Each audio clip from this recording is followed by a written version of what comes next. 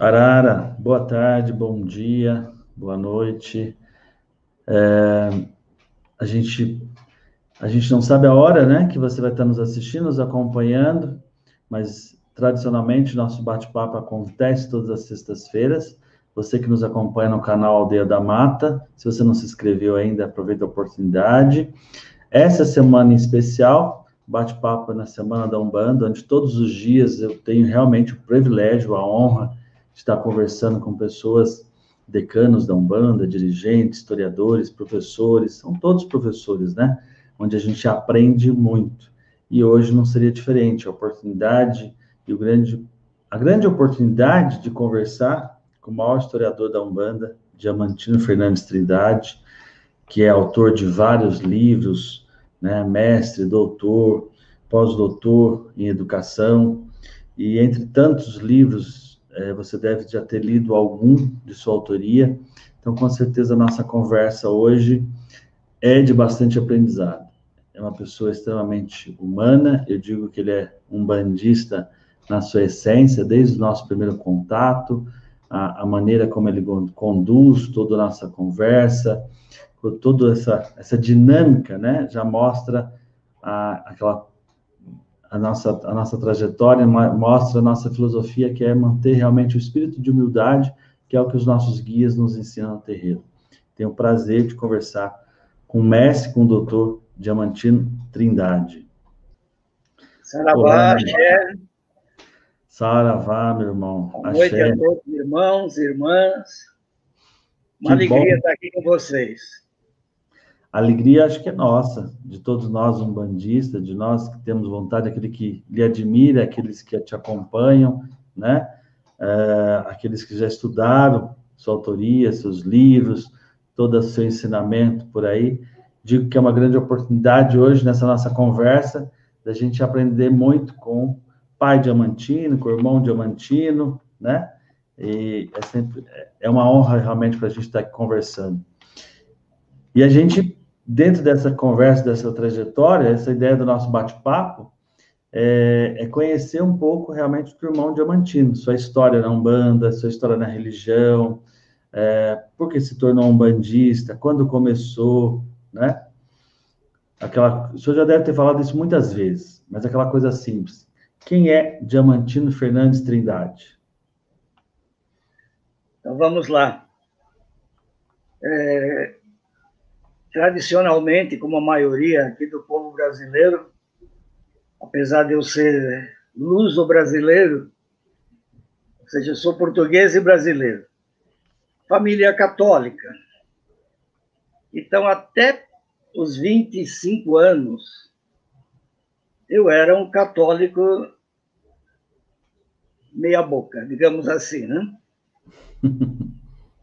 Até que, em 1975, movido por um certo problema de saúde, uma amiga me levou a um centro espírita, no Jardim da Saúde, aqui em São Paulo, a Confraternização Espiritual Ramos Nogueira, que ainda está firme e forte. E aquilo me trouxe um consolo para o que eu estava passando. Gradativamente eu fui melhorando e fui começando a estudar um pouco sobre espiritismo. Sim. Ou seja, eu fui seduzido, né, pelo astral. Isso em 75? Isso em 75. Durante 5 anos, eu frequentei a confraternização, mas não na qualidade de médium. Era um frequentador. E comecei a estudar alguma coisa. Em 1980, quando eu lecionava no colégio 12 de outubro, em Santo Amaro, todo dia que eu chegava, pela manhã, havia um senhor muito simpático, o senhor Ernesto Scasiota. Ele era inspetor de alunos, e eu entrava, eu não tinha muito... Eu praticamente não conversava com ele. E todo dia que eu chegava, ele olhava para mim para o alto da minha cabeça e sorria. Até que um dia eu perguntei ao senhor Ernesto, todo dia que eu chego, o senhor olha para o alto da minha cabeça e sorri. O que acontece? Ah, professor, eu não estou sorrindo para o senhor, não. Eu estou sorrindo para esse caboclo que está com o senhor aí. Aí eu falei, mas que loucura, né? Para mim, Umbanda ainda era alguma coisa muito esquisita. A gente poderia dizer, então, bendito senhor Ernesto, né? Bendito senhor Ernesto. Que trouxe o senhor para a Umbanda. Aí, então, ele me convidou para ir à casa dele no sábado, que ele tinha um trabalho, um pequeno terreiro, digamos assim. E eu fui lá, e logo que eu cheguei, aquele aroma sensacional da defumação me embriagou. Aquilo foi uma coisa fabulosa, né? Fui chamado pelo aroma da defumação. Era aquele defumador que eu nem sei se ainda existe, Mãe Maria, né? Sim. Uma delícia aquilo. Bom, todo sábado, eu lecionava na Faculdade de Oswaldo Cruz no sábado o dia inteiro. Saía de lá às 6h20 para chegar lá no terreiro, no Jardim São Luís, antes das 8, para participar dos trabalhos. Então, durante um ano, eu estive ali, aprendendo com o senhor Ernesto, com as entidades dele. E o início do desenvolvimento mediúnico, né? Na verdade, esse mediunismo já me acompanhava de sempre, mas sim, a minha mãe me levava em alguns lugares, eu tinha uma espécie de transe, né? Mas eu tinha um medo danado daquilo, né? Aí, depois de um ano, eu conheci um professor que trabalhava comigo lá também, Negmar, e ele falou, olha, eu conheci um terreiro legal em São Bernardo, em Rio de Ramos. Você não quer visitar? Ah, vamos, né? Então, eu fui a esse terreiro, já tem mais de 40 anos esse terreiro, está em atividade firme e forte até hoje.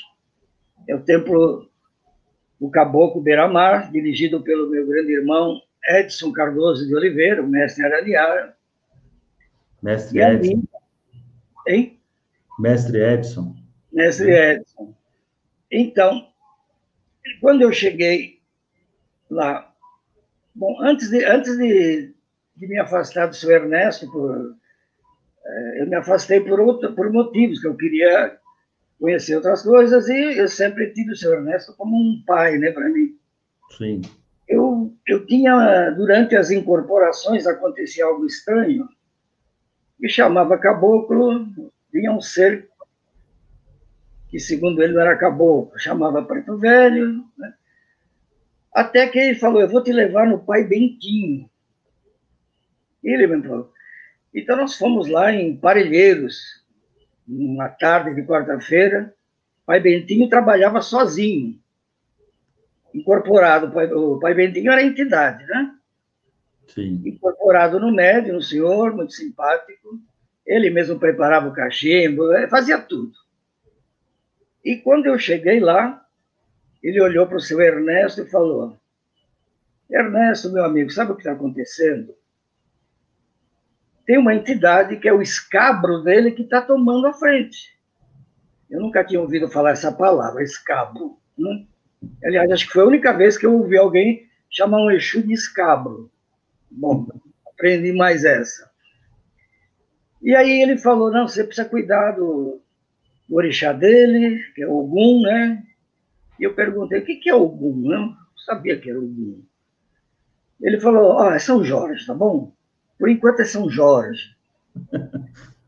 Bom, aí o seu Ernesto fez uma macia e tal, e eu falei que eu ia conhecer outro terreiro, que era mais próximo da minha casa, que eu iria lá de vez em quando, e assim aconteceu. No dia que eu cheguei no Edson, primeira vez, e eu passei com o Caboclo Beira-Mar, eis que baixa o meu escabro. Mas não em mim. baixou no Edson. Sim. E aquelas coisas antigas, né? Vamos doutrinar esse Exu. Aí o pessoal foi lá doutrinar o Exu e falaram para ele, você precisa largar essa matéria que não é sua. Como não é minha? Eu gosto dele, eu vou trabalhar com ele, como é que eu vou largar? Ele falou, qual é seu nome? É Exu Toquinho. E eu vou trabalhar com ele é meu. Então não tem nada que pedir para eu largar. Vocês acertam as coisas aí do outro lado e deixam o resto comigo. E aí começou.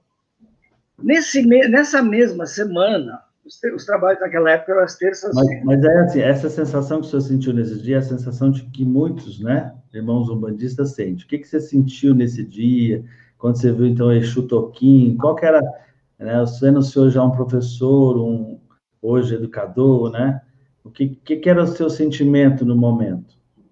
Olha, era um misto de medo, um misto de alegria, porque que estava se resolvendo alguma coisa que a gente não estava atinando, né? Sim. E nessa mesma semana, o professor Degmar falou, olha, vai começar um curso de formação de sacerdotes na Federação Bandista do Grande ABC. Você não quer ir lá? E eu fui lá um dia à tarde e me matriculei. E aí, depois eu conversando com o Edson, ele já tinha feito o barco de formação, né? Ele falou, não, vai que você vai gostar. Isso, conheci o pai Ronaldo. Foi aí que o senhor conheceu o pai Ronaldo? Foi aí que eu conheci o pai Ronaldo.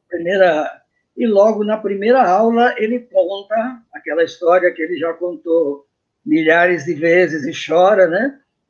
Ele conta como ele conheceu o pai Zélio, né? Sim. Quando ele contou aquilo, eu me emocionei muito, né? Porque parece que era algo que estava latente, né? Eu chorei junto com ele e outras pessoas que estavam junto.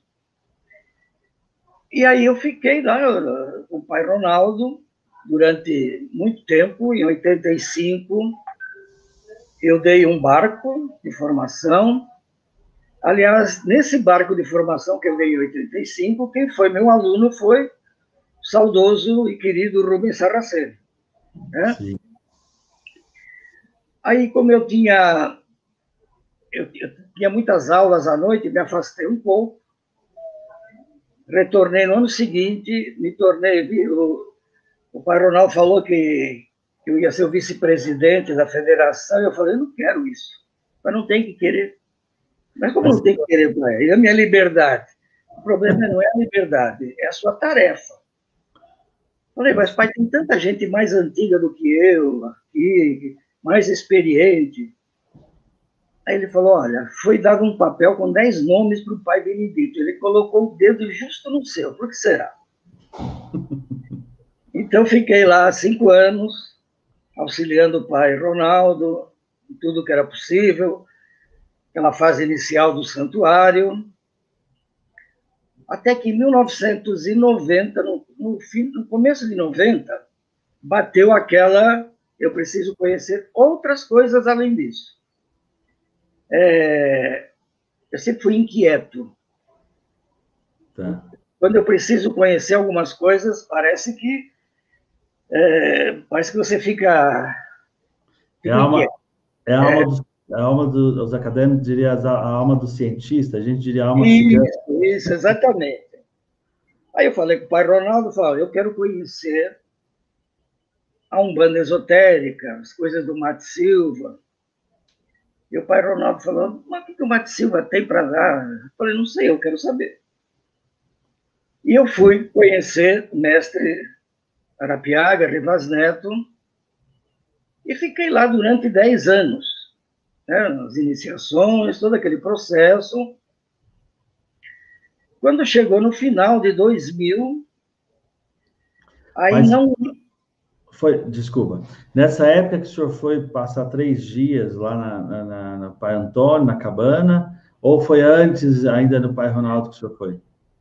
Não, eu fui... A primeira visita que eu fiz à Tenda da Piedade e à cabana de Pai Antônio foi em 84, quando o pai Ronaldo organizou uma excursão, foram 2 ônibus, né? Nós ficamos 3 dias lá. No ano Isso. seguinte, eu e o Edson, e mais um outro irmão, Silvio, nós fomos para a cabana de Pai Antônio. E ficamos lá, entre aspas, internados 3 dias. Naquele lugar horrível, com pedreira, cachoeira, mata, né? Ninguém gosta, ninguém Ninguém gosta. gosta. E Eu tive a com... oportunidade de estar lá 2 anos atrás. Mas o senhor, a gente tem que aprender. Qual que foi a sensação? Quando o senhor fala aí do Exu, quando o senhor fala do Pai Benedito, né, de ser convidado à missão de ser vice-presidente, você fala da emoção, dessa tua, esse teu cuidado, né, de assumir esses cargos, você sabe da responsabilidade. O seu espírito, né, de qualquer situação, já sabe do compromisso. E aí, quando está lá, na tenda, né, Nossa Senhora da Piedade, qual que é a sensação de estar ali, de pisar naquele solo? Eu li uma vez que você escreveu algo dizendo que o Mato e Silva disse que pisar onde o Chico andava, ele tinha vontade de ser, parece que o chão onde o Chico caminhava, mais ou menos assim. Né? É O o que que pó você... da terra. O pó da terra. Mata dizia, eu queria ser o pó da terra que o Chico pisa. Né? É, Quando eu entrei a primeira vez na tenda da Piedade, aquilo para mim era algo muito familiar. Era uma coisa, eu já estive aqui, ou em algum lugar parecido com esse. Era muito familiar, não no sentido de que eu estive lá, mas no sentido de que meu coração dizia que aquilo era algo muito familiar para mim. Aí, então, em 84, nós fomos nessa excursão. Em 85, nós fomos os 3 dias para lá, para a cabana de Pai Antônio. Participamos do Amaci. Uns 3 dias, literalmente internados, passando as tardes tomando café, com mãe Zélia, com mãe Zilmeia, sendo acolhido no colo por elas, e também, quando necessário, levando puxão de orelha, né? sim. E com elas, principalmente com elas, eu aprendi uma coisa muito importante. Já tinha aprendido um pouco com o pai Ronaldo, principalmente por conta da minha idade, faixa dos 30 anos, eu aprendi que ter vaidade por o que eu estava fazendo seria o caminho para o abismo. O ego, a vaidade matam, espiritualmente. E eu fui aprendendo isso gradativamente e percebendo realmente que aquilo não há motivo nenhum para ter vaidade de uma tarefa com tanta responsabilidade. Sim. Vaidade do quê? De fazer a caridade, de cumprir essa tarefa? Isso que eu passo para os meus discípulos, meus filhos, a vaidade mata. Quando eu falo a vaidade mata, mata espiritualmente. Quanta gente boa já se perdeu nesses caminhos do ego e da vaidade. Então, aprendi muito com... A mãe Zélia ficou ficou 4 dias hospedadas na minha casa, aqui em São Paulo. Imagina quanta coisa que ela me contou, aquele dia a dia com o pai Zélio, né? Porque eu não tive a oportunidade de conhecer o pai Zélio encarnado, né? Porque ele desencarnou em 75. Como também não tive a oportunidade de conhecer o Mate Silva encarnado. Então, eu fui trilhando esse caminho. Então, em 2000, eu recebi uma ordem para encerrar as atividades do terreiro. Os médiuns da minha casa foram todos para a Ordem Iniciática do Cruzeiro Divino. Ficamos todos lá um ano. No final do ano, ali já não era aquela inquietação de querer saber mais. Alguma coisa estava me consumindo.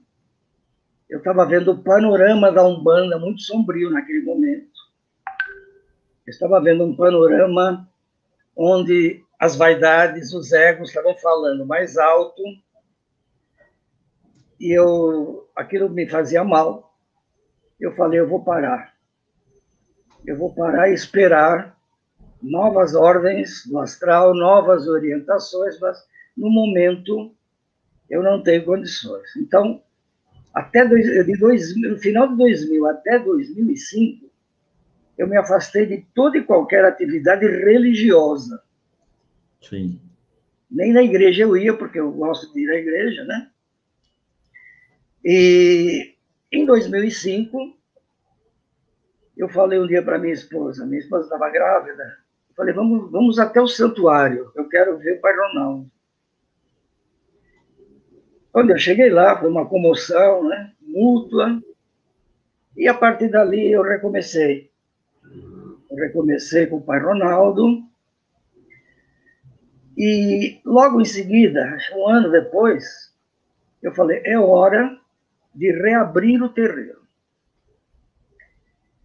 Quando eu fui reabrir o terreiro, bateu aquela dúvida. Eu vou abrir um terreiro com a vertente litúrgica, do que eu aprendi com Mãe Zélia, com o Pai Ronaldo, banda tradicional, dizia assim, ou eu vou abrir o terreiro com a vertente litúrgica da Umbanda esotérica do Mate Silva. Eu sei que uma entidade falou, você pode articular as duas sem conflitos. Não há nenhum conflito.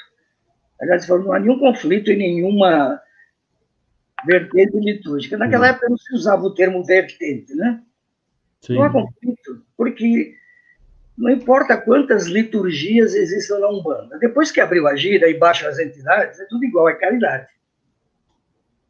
Eu costumo dizer que onde tem um preto velho fazendo caridade, um caboclo, ali é Umbanda. As entidades não estão preocupadas com a liturgia que você usa, e sim com a oportunidade da caridade, não é isso? Sim. Então, eu fico, às vezes, meio chateado quando eu vejo alguém falando, não, minha vertente é melhor que a sua. Gente, não tem melhor nem pior. Estamos todos no caminho do astral da caridade. Não importa se tem atabaque, se não tem atabaque. Não importa se tem imagem, se não tem imagem. O astral, as entidades não vão deixar de se manifestar por causa disso. Porque isso é coisa... Para nós que estamos aprendendo com o senhor, não importa nada disso. O que importa? Respeito, amor e caridade. Respeito ao próximo, amor incondicional e caridade. Para mim, esses são os 3 pilares da Umbanda. Estar num terreiro de Umbanda e não fazer a caridade, não respeitar o próximo e não ter amor incondicional, significa que nós estamos num lugar errado. Essa é a minha ótica, claro, né? Sim. Então, o terreiro foi reaberto, aí já com o nome de Cabana de Pai Benguela. O Pai Benguela falou que agora era o momento de preto velho no terreiro.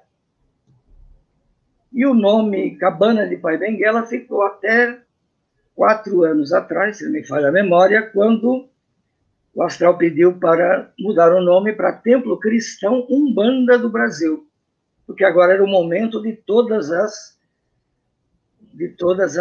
energias, de todas as vibratórias da Umbanda, explicando que a Umbanda é uma religião cristã, originariamente, e que é Brasil.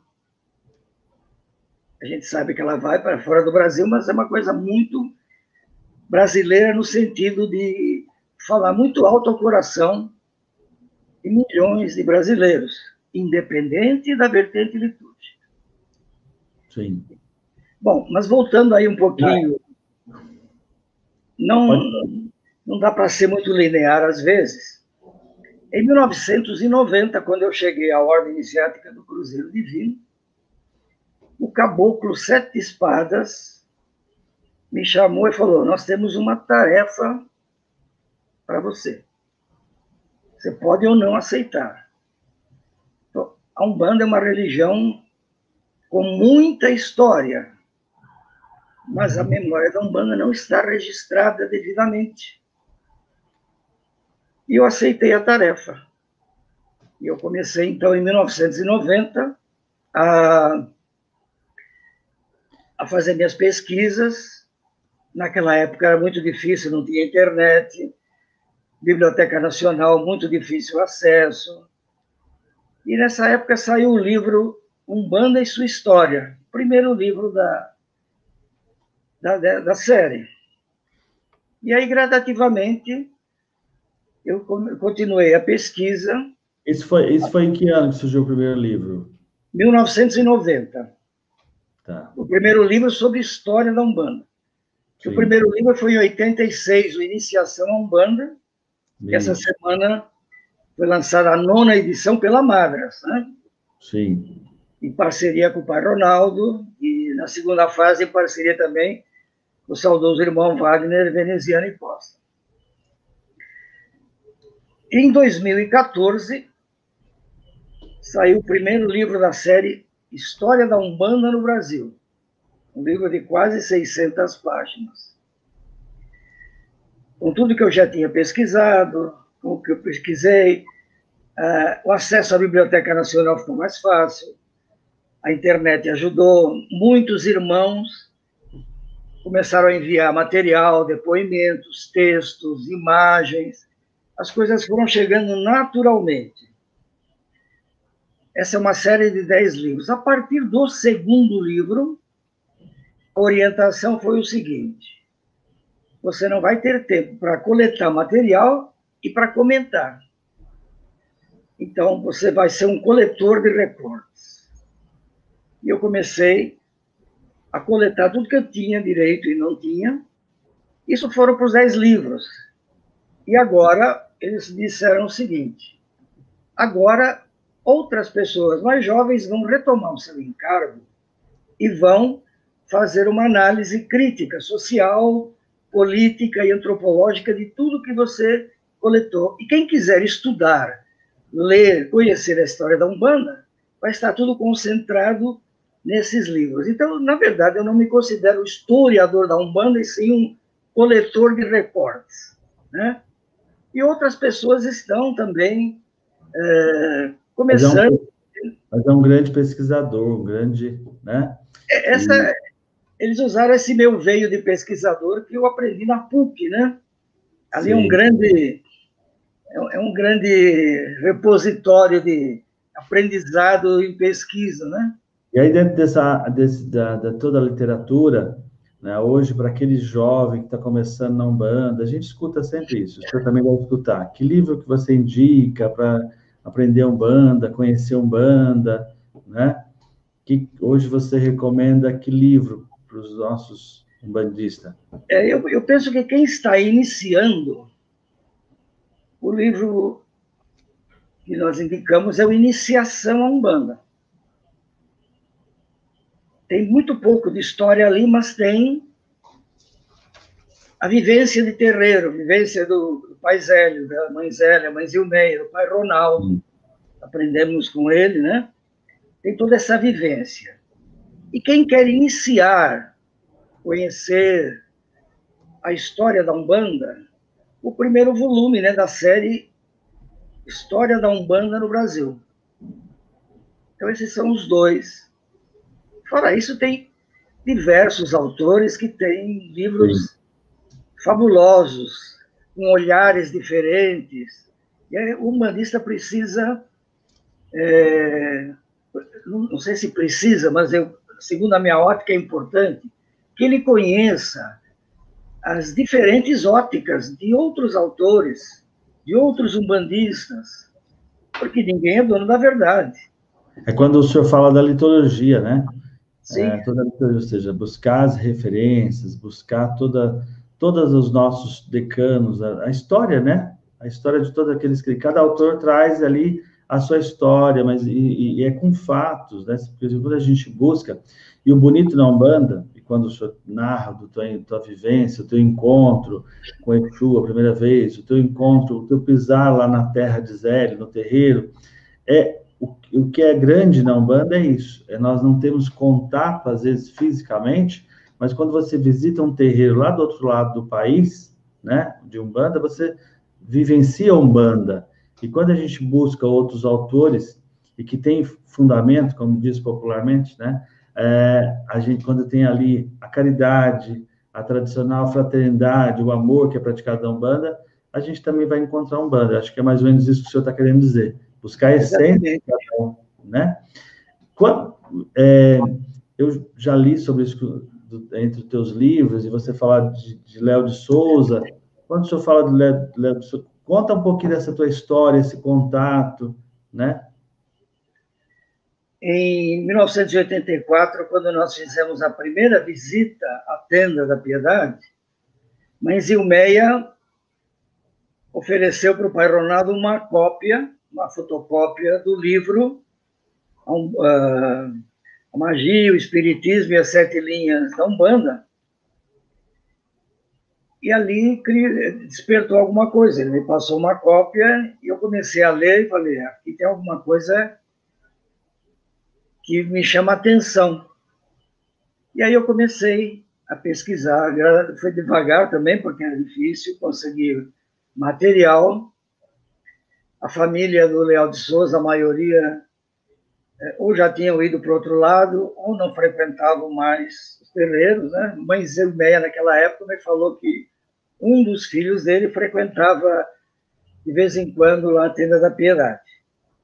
Mas o Leal de Souza, ele era intrépido, ele era ousado, como jornalista, como repórter, como escritor, como teatrólogo. Ele era o pena inquieta. Agora, você imagina, em 1932, em plena ditadura, você escrever no jornal todos os dias sobre Umbanda, sobre macumba, sobre espiritismo. Era ousado. Hoje falar de macumba, de Exu e da desperta, né? Imagina naquela época. Então, eu considero o Leal de Souza o primeiro historiador da Umbanda. Porque esse livro, que foi relançado em 2008 pela Editora do Conhecimento e agora recentemente pela Editora Aruanda, é um livro histórico, porque ele conta história, ele conta como ele conheceu o Zélio, como é que ele chegou à tenda, né? Aliás, como ele conheceu o Zélio, ele conta no primeiro livro, né, em 1925, No Mundo dos Espíritos. E a tarefa de ser dirigente, né, da Tenda Nossa Senhora da Conceição. Então, o Leal de Souza foi enquanto encarnado, né, porque do outro lado ele não para também, mas ele foi um intelectual, um homem de letras, incomodava muita gente. Quem fala a verdade, ou pelo menos pensa que está falando a verdade, incomoda as pessoas. Mas ele nunca teve medo. E, graças a ele, nós tivemos um embrião de história da Umbanda, de como nós deveríamos encaminhar isso. E eu considero a primeira historiadora da Umbanda a Lília Ribeiro. A Lília Ribeiro, discípula do Capitão Pessoa. A Tulef segue até hoje. Uma boa parte do que... As gravações dela com isso. O Zélio, né? Em 72, né, quando ela conheceu o Zélio. A Tulef, ela segue até hoje os ensinamentos do Capitão Pessoa, também da Tenda da Piedade. Então, eu considero os dois primeiros historiadores. É interessante que, em 1962, o João de Freitas, que foi um célebre escritor da Umbanda, né? Ele dizia assim: quando a Umbanda terá o seu historiador? E ele falava, dentro da Umbanda nós temos excelentes escritores, mas nenhum se predispõe a uma tarefa que eles consideram de segunda categoria. Ou seja, para os escritores famosos, escrever sobre a história da Umbanda era algo de segunda categoria, era algo que estava abaixo do que eles imaginavam, né? Sim. Então, em 62, eu tinha 12 anos, jamais esperava ser um umbandista, muito menos um pesquisador da história da Umbanda, né? Então, aquele ditado, né, a gente chega no caminho por linhas tortas, a gente chega no caminho por algumas linhas que estão traçadas e por outras linhas que você vai construindo ao longo do caminho. Isso já em 72. 62. 62. Eu ainda estava aguardando 10 anos para nascer. E eu comecei a tarefa 28 anos depois. Tá certo. Então, essa é um pouco da minha vivência, né? Da tua caminhada, né? A minha caminhada por alguns desígnios kármicos, necessidades kármicas, eu acabei enveredando por outras linhas de trabalho, como o culto de Orun de Laifá, como a Igreja Católica Apostólica Joanita, como a Quimbanda. Dá trabalho, mas é necessário a gente trabalhar em todas essas correntes de trabalho, desde que seja sempre para beneficiar os nossos semelhantes.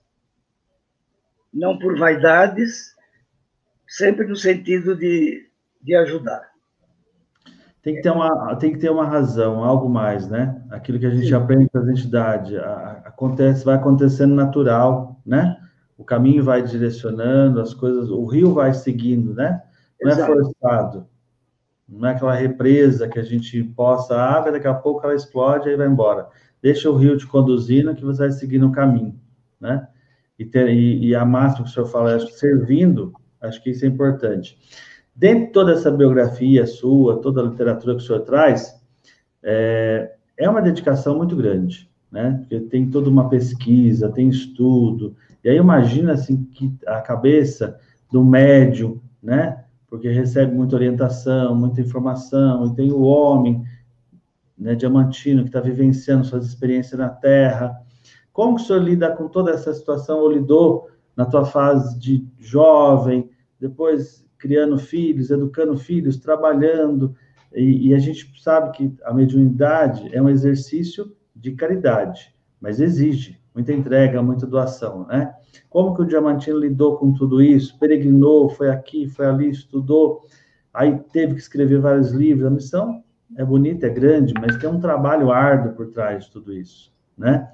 Como que se lida com tudo isso? Como que mantém o equilíbrio?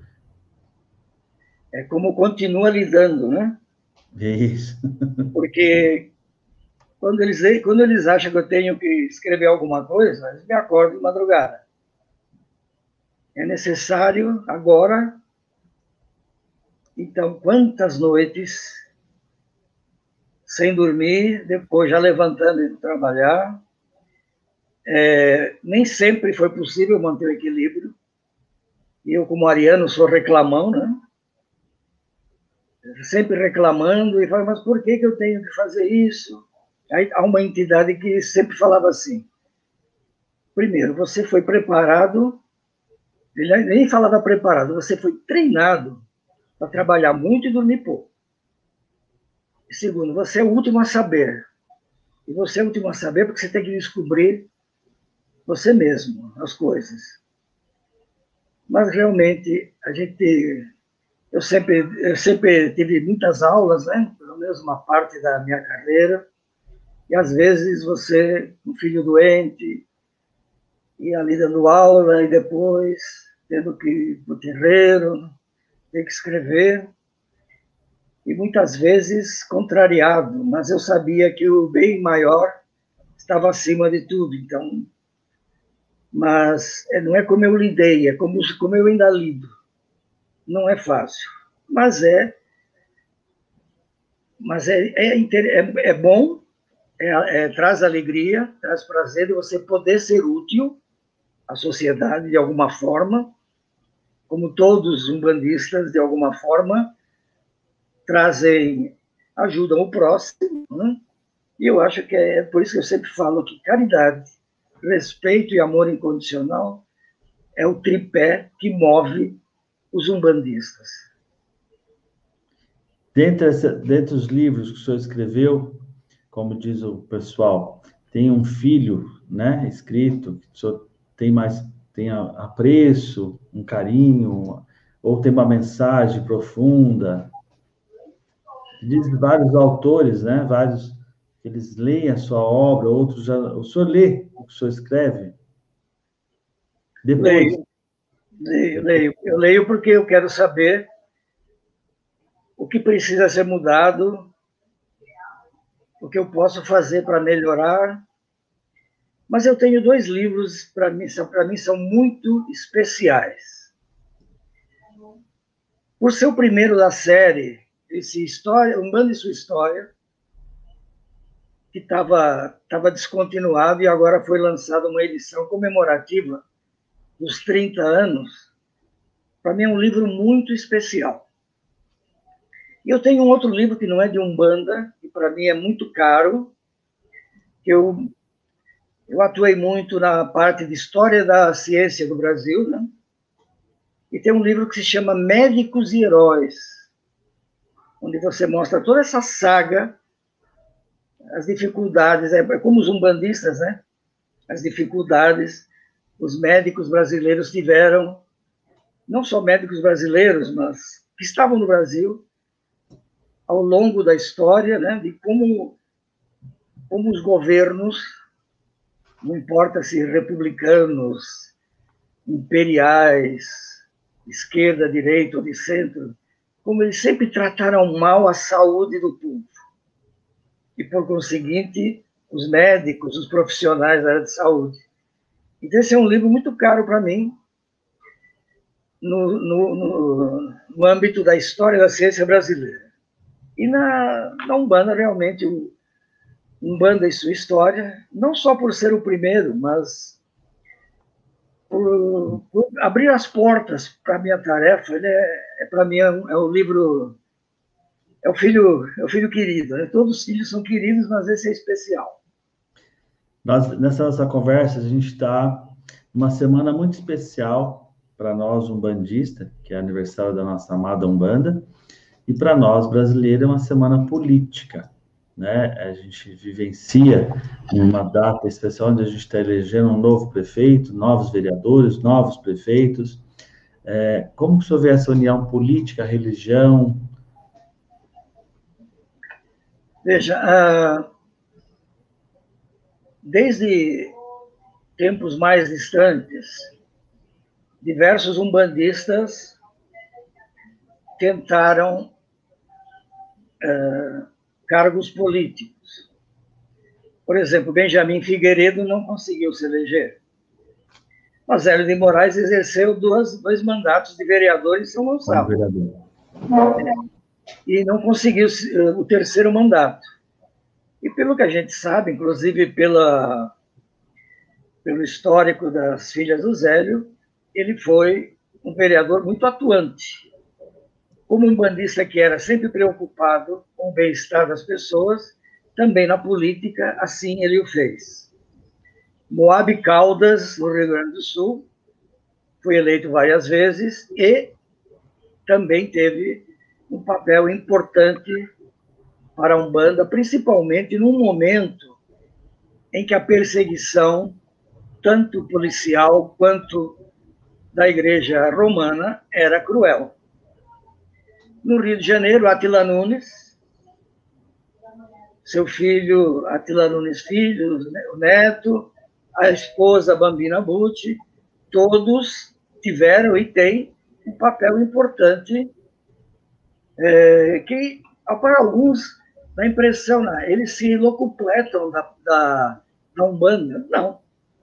Eles se elegem através dos umbandistas e também de outros segmentos dos cultos afro-brasileiros, mas eles dão algo em troca, eles lutam, não só pela Umbanda, eles lutam contra a intolerância religiosa, eles lutam contra os direitos de todo ser humano exercer a sua crença, sua liberdade de crença democraticamente. Agora, nós tivemos exemplos, vamos citar nenhum exemplo aqui, de políticos que isso acontece ainda hoje. Eles aparecem nos terreiros agora. Agora eles são bandistas. Se elegerem, vão até dizer que nunca estiveram no terreiro. Eu não estou falando nada que as pessoas não saibam, né? Não vamos citar nomes porque não vale a pena, né? Então, eu penso que a Umbanda e a política, desde que os políticos estejam imbuídos de auxiliar não só a Umbanda, mas todas as religiões. Nós temos uma grande diversidade sagrada religiosa brasileira. Sim. Tem os seus direitos preservados de liberdade de crença, sem perseguições, sem intolerância. Aí eu penso que a política e a Umbanda e outras religiões faz sentido. Mas Agora, é importante, eu diria que é importante a gente conhecer, participar, né? E ver realmente a filosofia e conhecer a pessoa, né? Conhecer o candidato e ver se ele tem que, no mínimo, ter afinidade com a nossa, não a nossa religião, mas a filosofia, que é servir, fazer caridade, a fraternidade, ajudar o ser humano, ajudar realmente o semelhante, né? eu falei da perseguição cruel lá atrás, e hoje nós temos essa mesma perseguição cruel. Sim. Ou não? Sim. Infelizmente, a Umbanda, Candomblé, Espiritismo, ou seja, todos os vários segmentos religiosos são perseguidos. Espiritualistas, né? Espiritualistas são perseguidos por intolerância, por eu achar que a minha religião é melhor que a sua, que o meu Deus é melhor que o seu, por interesses escusos. Então, essa intolerância, essa perseguição, para muitos, para os mais jovens, a impressão que é algo recente, não é? Ela vem de longa data. De formas diferentes, mas de longa data. Infelizmente. Hoje, essa semana, a gente comemora o aniversário da Umbanda, né? O que essa data hoje representa para o Diamantino? Essa data marca, para mim, um novo horizonte espiritual brasileiro. Por que um novo horizonte? Naquele momento onde nós tivemos o Caboclo das Sete Encruzilhadas, Zélio, trazendo a Umbanda, nós estávamos vivendo momentos difíceis de perseguições a outros credos, principalmente as macumbas cariocas. Nós estávamos, naquele momento, deixar isso claro, não confundir com a atualidade, nós estávamos com um espiritismo muito pedante, onde não era possível um preto velho, um caboclo, se manifestar numa mesa espírita. E se nós pararmos para ver, pelo menos durante alguns anos, a Umbanda foi kardecista.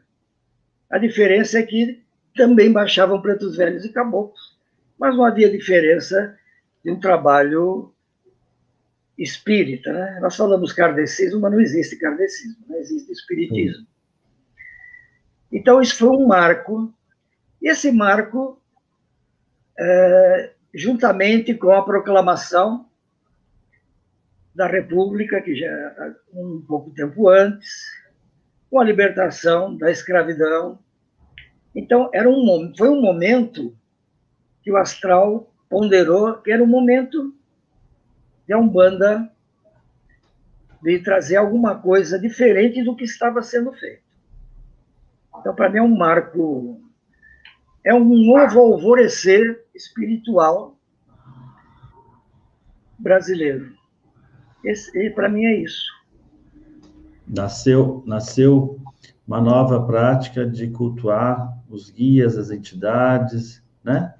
Um novo formato, mas, no fundo, o mesmo fundamento, que é a caridade.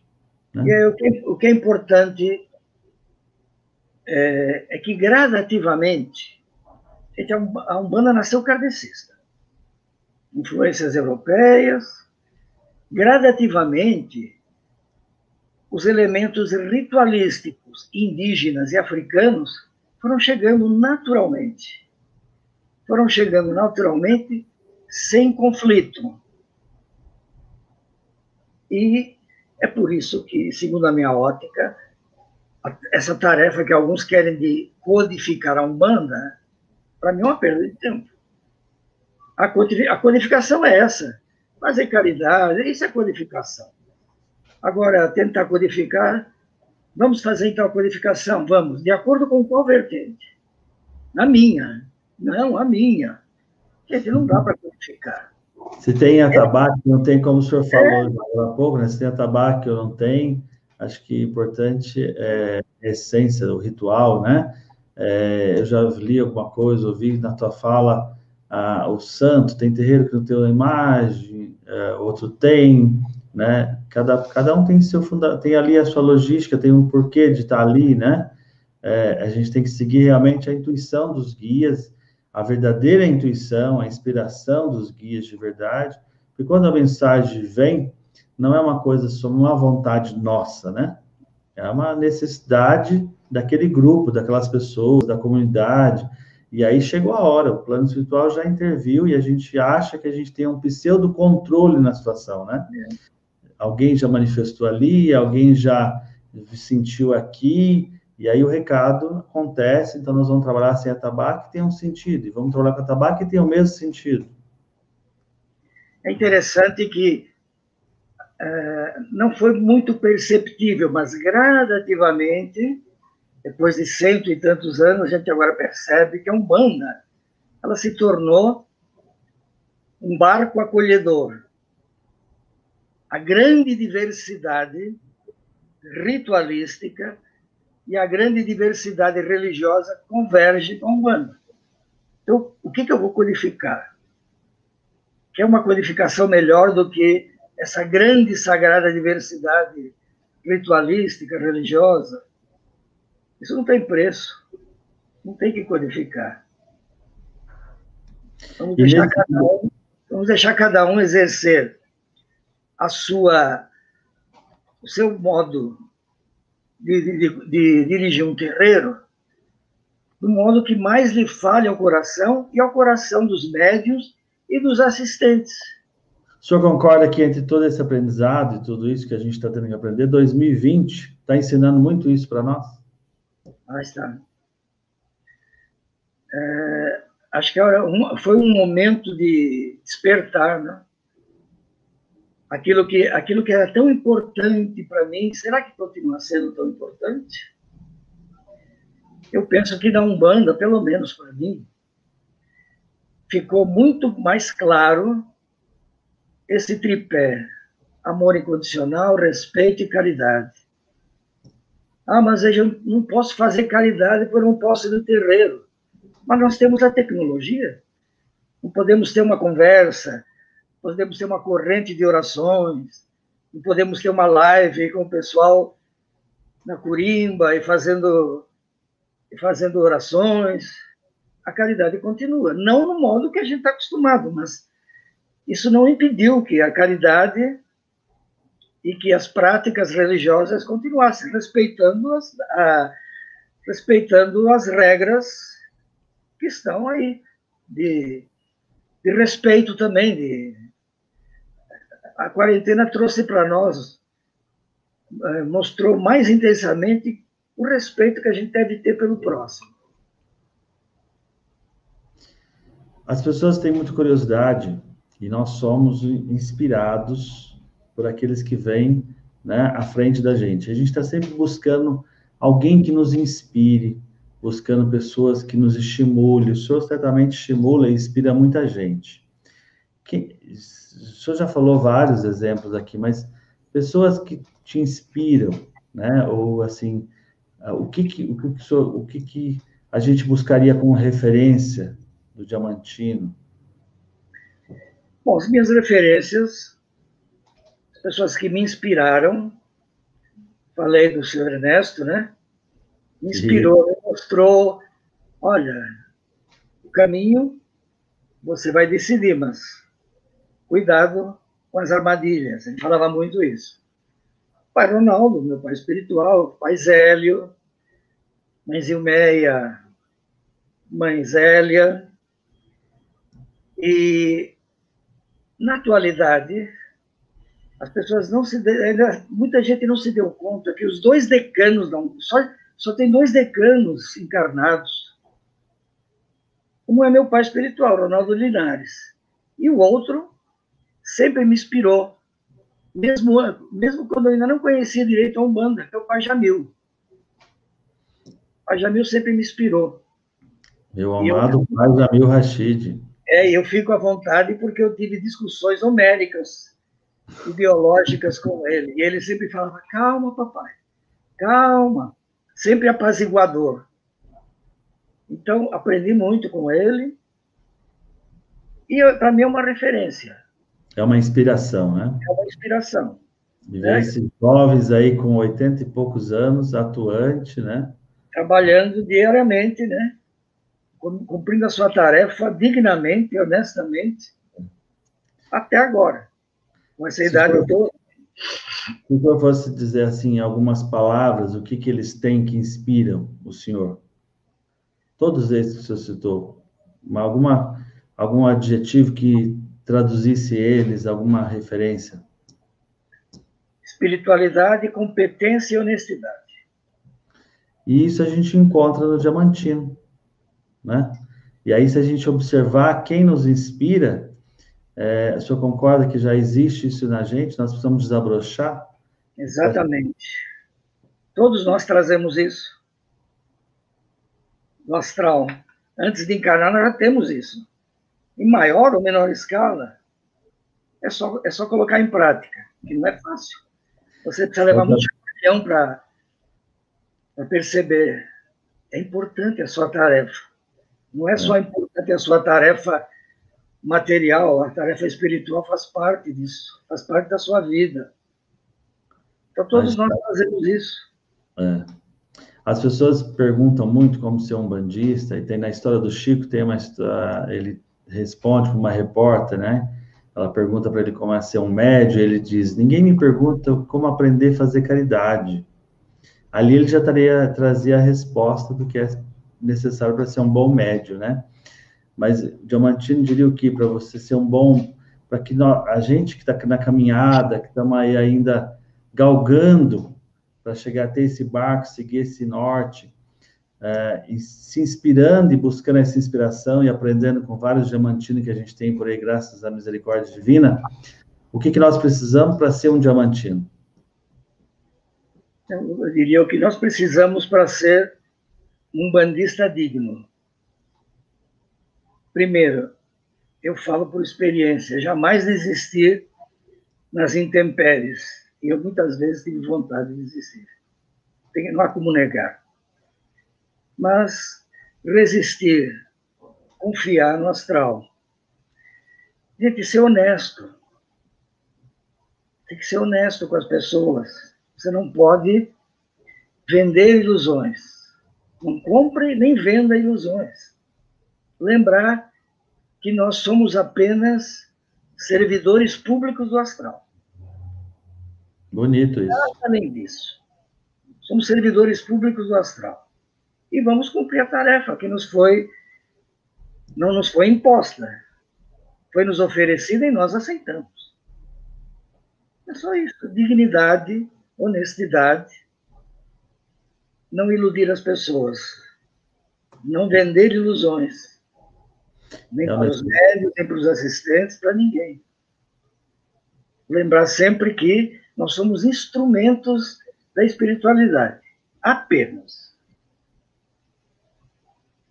A gente ficaria horas conversando, tranquilo, esse silêncio, porque realmente é a paz que vem, né? E a gente sabe quando a gente ouve alguém que nos ensina, ele não está falando sozinho. Vale a pena ser um bandista? Vale. Valeu, vale e continuará valendo. Às vezes eu falo para o pessoal, você tem certeza que você quer ser um bandista? Mas por quê? Olha, geralmente isso é que nem cachaça. Depois que você toma o primeiro gole, você não quer largar. É verdade. Você é chamado. É chamado porque está ali dentro de você. E parece que é um gatilho que dispara. Como quando eu pisei pela primeira vez no terreiro. O aroma do defumador dispara. Cada um se encanta por alguma coisa, né? Pelo aroma do defumador, pelo pelo atabaque, outra hora por um ponto, outra hora pela entidade, né? É isso mesmo. A gente quer ouvir do senhor uma mensagem final para os nossos irmãos aldeanos, nossos irmãos umbandistas, para aquele que acredita, para aquele que já acredita, aquele que está acreditando, está conhecendo. A gente está aí em 2020, né? Toda essa situação que a gente vivencia, isso é mundial. A mensagem do Pai Diamantino. Eu deixo uma mensagem para todos os umbandistas, assistentes, cambonos, médiums, dirigentes, líderes religiosos, umbanda. A fé em primeiro. O amor ao astral junto. Honestidade, respeito e amor incondicional. Jamais deixem isso de lado, porque é isso que nos vai fazer chegar do outro lado da vida melhor do que entramos. É uma tarefa difícil, chegar lá melhor do que entramos, mas todos nós temos essa possibilidade. O astral, o Pai Maior, nos dá essa possibilidade de sairmos daqui melhor do que entramos. E a Umbanda nos possibilita isso. Meu irmão, a gente só tem a te agradecer a paciência, a tua simplicidade, a tua humildade. A gente tem um gesto no nosso terreiro, né, de Umbanda, que é dar a bênção, tomar a bênção. Então, espiritualmente, se sinta pedindo a bênção a ti, e que Oxalá continue te iluminando cada vez mais, que o Senhor Ogum continue cada vez mais dando forças para continuar nessa jornada, na caminhada. O Senhor nada mais disse para a gente entender realmente o sentido de amor, né? E o sentido da palavra irmão, que é tão simples, mas é tão profundo a gente vivenciar isso. Que o Senhor continue cada vez mais trazendo aí novas literaturas à nossa caminhada nessa estrada e sendo cada vez mais inspirado para continuar a sua jornada. Muitíssimo obrigado mesmo pela oportunidade de estar contigo e aprender. Eu acho que o aprendizado é mútuo e eu estou sempre às ordens para o que for necessário e estiver ao meu alcance. Realmente foi muito agradável, muito prazeroso compartilhar tudo isso com os irmãos, com as irmãs. Realmente, para mim, foi uma alegria muito grande. E agradeço por isso. Que bom, foi isso. É sempre um aprendizado e é sempre um motivo de alegria, né? Para nós que estudamos a Umbanda, para nós que temos fé nas entidades, nos nossos caboclos, nos nossos pretos velhos, nos Exus, nos guardião, e poder conversar com aquele que está há mais tempo que a gente é sempre uma oportunidade de aprendizado. Você que não se inscreveu no canal ainda, aproveita, se inscreve aí no canal. Essa semana toda temos novos aprendizados, novas pessoas, novas orientações, até um outro momento. Arara, Saravá Umbanda.